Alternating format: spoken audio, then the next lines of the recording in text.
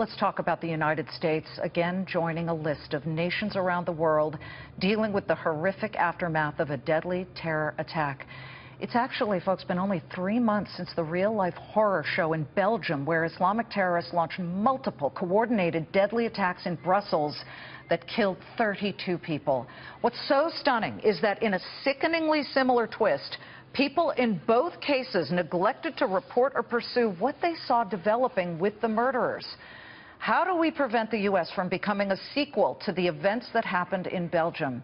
Joining me now on a Fox Business exclusive, former U.S. Ambassador to Belgium and former staffer on President Obama's 2008 campaign, Ambassador Howard Gutman. And Ambassador, we're already a sequel.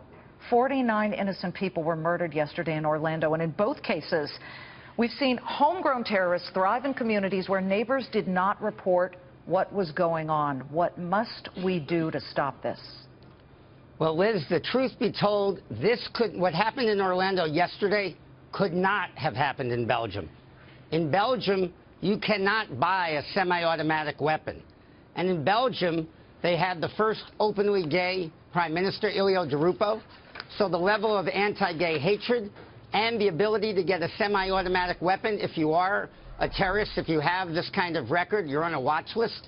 On a watch list, you couldn't have gotten a legal weapon at all, and in any event, no one could get semi-automatic. So we need to control who is getting their hands on weapons. We need to find a society where religious fundamentalism doesn't translate into anti-gay hatred, but tolerance. And then we're still going to have a problem, the core of the problem, which didn't happen here, of the radical extremists who can sneak into a country. I just heard Donald Trump give a speech. I had no idea what case he was talking about. He was talking about immigrants. This guy was born in New York, lived in Florida, and became a religious fundamentalist.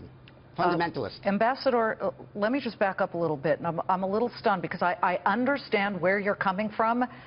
But what's worse? Bomb-making materials, which, of course, the Belgian bombers were able to pull off, or semi-automatic weapons. These people would chew hydraulic lines in an airplane to bring it down. They are finding a way. So neither nation has it right here.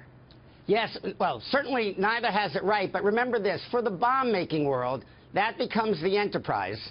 That gives security a little bit of a chance. The lone wolf who goes out legally buying a semi-automatic weapon and shoots, that is almost impossible to stop.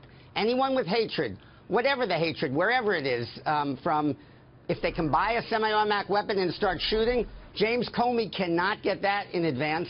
In this case, we had an idea about this guy. If you're on a watch list, for God's sake, if you walk in and you're on a watch list and you want bomb-making material or semi-automatic weapons... Exactly, but again, he was on a watch list. The FBI had to let him go because of the way we appreciate freedom and we stick up for freedom.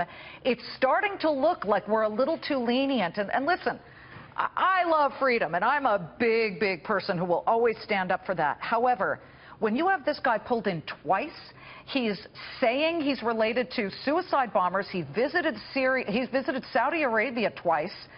He was complained about by co-workers who said he was a psychopath. What more do we need before we haul somebody like that in? And by the way, 32 murdered in Belgium versus 50 here. Now you're just talking numbers. Yeah, no, I agree, but let's do the easy parts. Can we arrest him? Here, probably not. In Belgium, yes. Belgium would have arrested on those statements. Here, we probably can't because of the First Amendment. But if we're going to have a robust First Amendment... Do we tweak the law in some way if it's related, for lack of a better way, to people who are Muslim? Liz, here's what's easy. If you're in that category, how about not giving you semi-automatic weapons or bomb-making material? Second, let's talk about the radical Islamist title again, because it just becomes a political football. If anyone had ever called abortion clinic bombings radical Catholic terrorism, I would have been offended to my core. These are terrorists. These are radical terrorists. These are people who abuse religion. And so we shouldn't politicize names. We should go after terrorists. But for God's sake, don't let them buy arms. Well, as I say, not all Muslims are terrorists, but all terrorists, it seems, at least when it comes to these types of situations, are sympathizing with ISIS and happen to be Muslim. Ambassador, thank you for coming on. You've had to deal with horror in Belgium as well. Howard Gutman, former U.S. ambassador to Belgium.